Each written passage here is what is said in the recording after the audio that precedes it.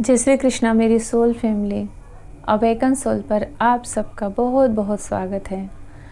मैं आज ये वीडियो लेकर आई हूँ कि इस जर्नी में जो सातों चक्रों को बैलेंस करने के लिए बोलते हैं वो है क्या, वो कैसे होता है और बैलेंस होने पर हमें क्या बेनिफिट्स मिलते हैं, इस जर्नी को हम कैसे जल्दी कंप्लीट कर सकते हैं, कुंडलिनी शक्ति, कुंडलिनी पावर जो राइज होती है, अवेकन होती है, वो कैसे होती है और इस जर्नी में क्यों बोला जाता है कि जो ट्विन फ्लेम जर्नी में होते हैं उनकी कुंडलिनी शक्ति जागृत होती ही है।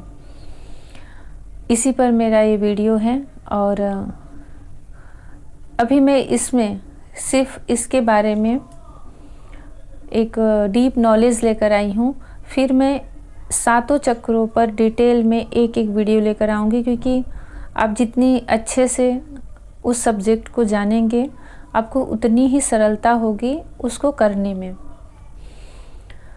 कुंडलिनी शक्ति हमारे मेरुदंड में, स्पाइन कॉर्ड में इकट्ठी रहती है, एकत्रित रहती है और वह स्पिरिचुअल बॉडी जो हमारी होती है उसमें रहती है, ना इस जो हमारा ये जो देह दिख रहा है 3D लाइफ में जिससे हम चलते फिरते हैं, ना इसमें रहती है और ना ही वह सोल में रहती है। हमारे अंदर का जो सूक्ष्म शरीर होता है जिसको स्पिरिचुअल बॉडी भी बोलते हैं, ये उसमें उसके स्पाइन कोड में, उसके मेरुदंड में नीचे की तरफ इकट्ठी रहती है, एकत्रित रहती है और वह वहीं रहती है। चाहे आप कितने जन्म ले लो, चाहे आप पूरा जीवन बिता दो, वो कभी राइज नहीं होती। आप 3D लाइफ में अपने नियमित दिनचर्या जो जीवन सब जीते हैं वो जीवन सब जीते हैं, फिर इस शरीर को छोड़ देते हैं, अगला जन्म ले लेते हैं, पर कुंडलिनी शक्ति वहीं पर रहती है। अब ये राइज कैसे होती है, ऊपर की तरफ कैसे उठती है, ये सबकी नहीं होती, ये कुछ लोगों की ही होती है।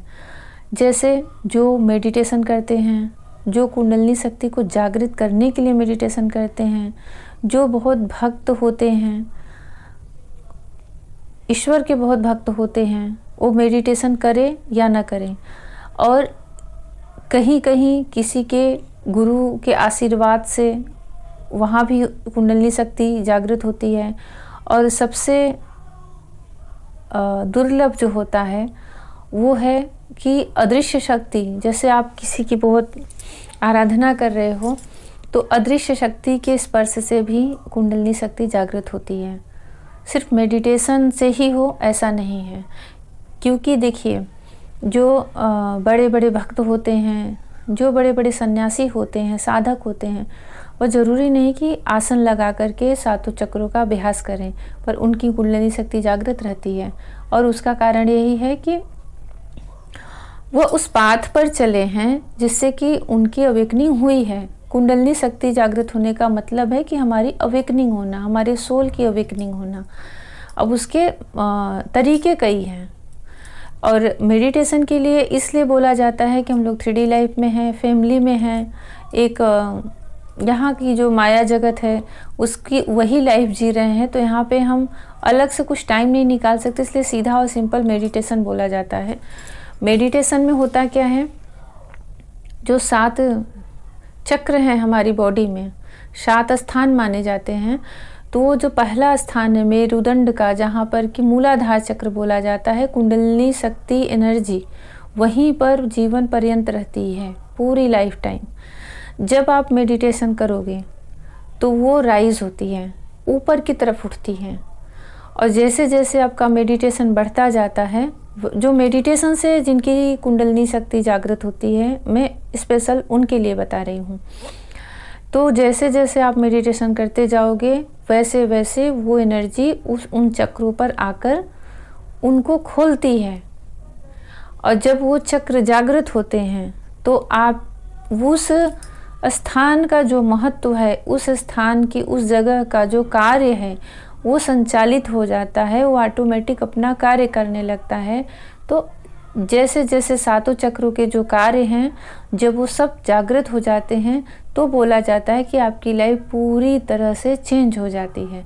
अब उसको आप फिर से समझिए, मैं उसको पूरे डिटेल में अच्छे से समझा रही हूँ। जैसे आपके पास, आप किसी घर में गए हो और उसमें 7 कमरे हैं, पर अभी आपको कुछ नहीं दिख रहा है क्योंकि वहाँ एक भी लाइट नहीं है, प्रकाश नहीं है, बिल्कुल अंधेरा है और आपको वहाँ छोड़ दिया गया है। जब आप उन कमरों को खोलोगे नहीं, वहाँ की लाइट जलाओगे नहीं, और हर कमरे में सारी चीज़ें भरी हैं, जो हमारी भौतिक सुख सुविधा की चीज़ें होती हैं भरी हैं, पर वहाँ इतना डार्कनेस है, इतना अंधेरा है कि आपको कुछ भी नहीं दिखाई दे रहा है। तो आप कैसे समझोगे जब तक कि आपको कोई प्रकाश वहाँ नहीं दिखाया जाता।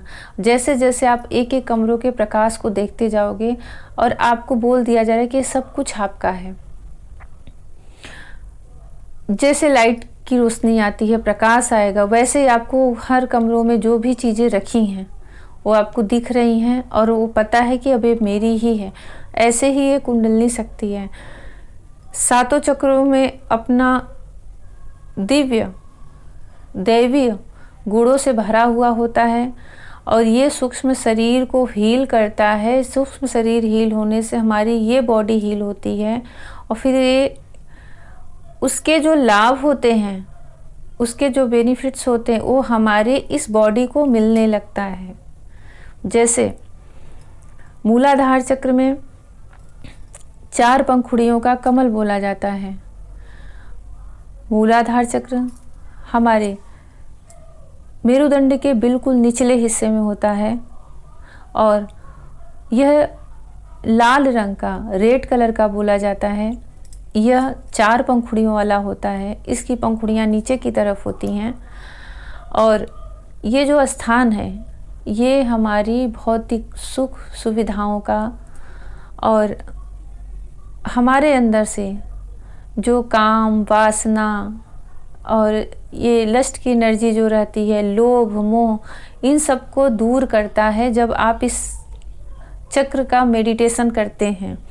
और इस चक्र का जो मंत्र है वो लम बोला जाता है। जैसे कि हम एक पद्म आसन में बैठें, लाल कपड़े बिछा करके, और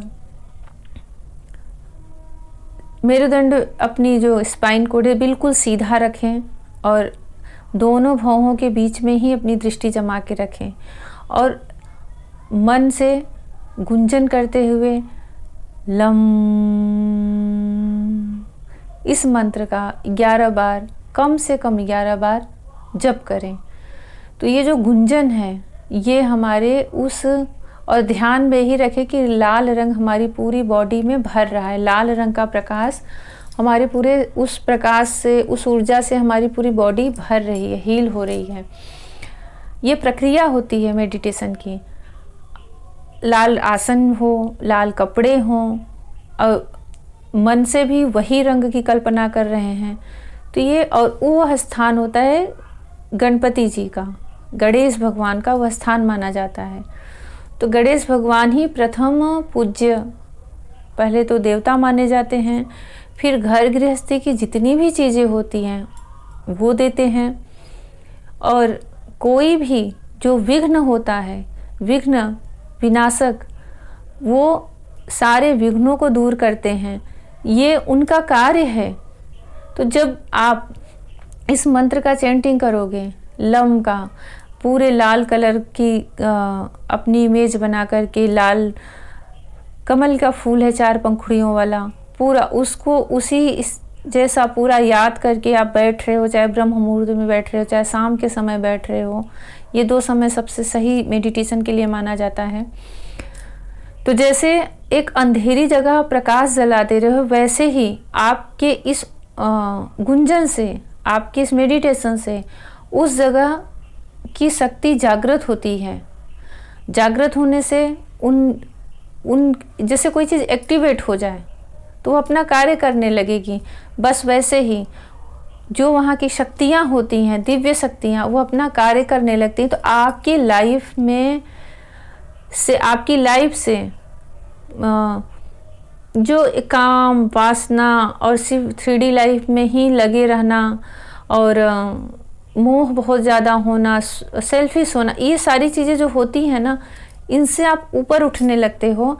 आपके अंदर जो भय है, डर है, फियर इशू है, बहुत सारी चीज़ें होती हैं, उस चक्र की जो निगेटिव चीज़ें होती हैं वो रिलीज़ होती हैं और उसके अगेंस्ट में जो पॉजिटिव चीज़ें होती हैं हमारे अंदर बढ़ती हैं और हमारी ऊर्जा वहाँ से फिर धीरे धीरे उठती है और वो आती है उसके ऊपर के चक्र में। तो वहाँ पे जो वहाँ के चक्र का जो देवता हैं, वहाँ के चक्र के जो रंग हैं, वहाँ के चक्र के जो मंत्र हैं, वहाँ के चक्र की जो साधना है, ये एक प्रक्रिया होती है। तो आप उसको करोगे तो वह हील होंगे। फिर वो मणिपूरक चक्र में आती है, ऐसे फिर अनाहत चक्र में आती है। मणिपूरक चक्र जो हमारा तीसरा चक्र है, ये विष्णु और माता लक्ष्मी का है, इसका रंग पीला है। जो हमारा दूसरा चक्र है वो सेक्रल चक्र बोला जाता है और वो वहाँ पे ब्रह्मा जी का स्थान है, वो ऑरेंज कलर का होता है, सबके मंत्र अलग हैं। चौथा चक्र अनाहत चक्र बोला जाता है, वह ग्रीन कलर और पिंक कलर का माना जाता है, पर ग्रीन कलर ही उसका आध्यात्म से ग्रीन कलर ही बोला जाता है, वहाँ महादेव का स्थान है। वह चक्र जब हील हो जाता है तो हम अनकंडीशनल लव में आ जाते हैं, प्रेम होता क्या है उसको समझते हैं और यही वो चक्र है, यही वो स्थान है जहाँ हम अपने डिवाइन काउंटर पार्ट से, सिल्वर कोट से कंटिन्यू अटैच रहते हैं, जुड़े होते हैं। यहीं से टेलीपैथिक कनेक्शन होता है, यहीं से हम एक दूसरे मन की भावनाओं को समझते हैं। तो अभी मैं इस वीडियो पर इतना ही बोल रही हूँ।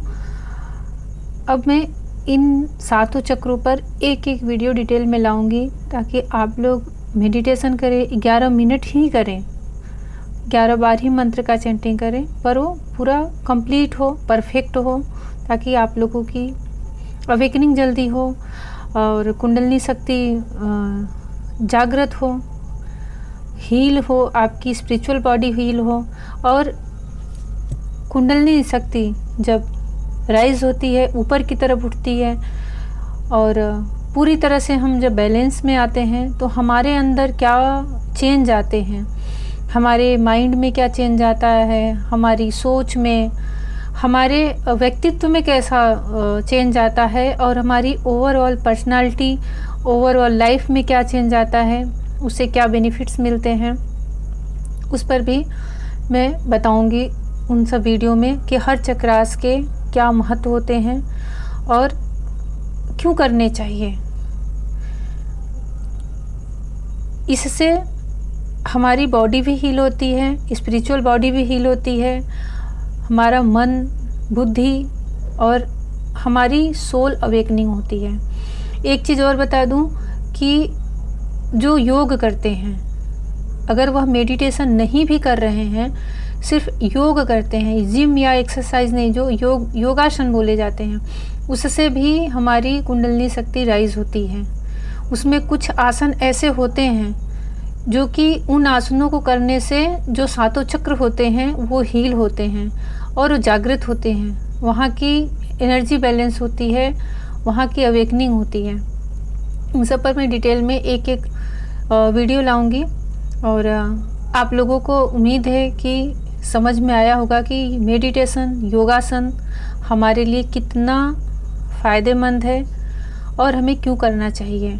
ये सारी चीज़ें स्पिरिचुअल होती हैं, हमारी स्पिरिचुअल बॉडी को हील करती हैं, हमें डिवाइन से कनेक्ट करती हैं। उम्मीद है कि आप लोगों को ये वीडियो समझ में आया होगा, कुछ हेल्प किया होगा। जय श्री कृष्णा।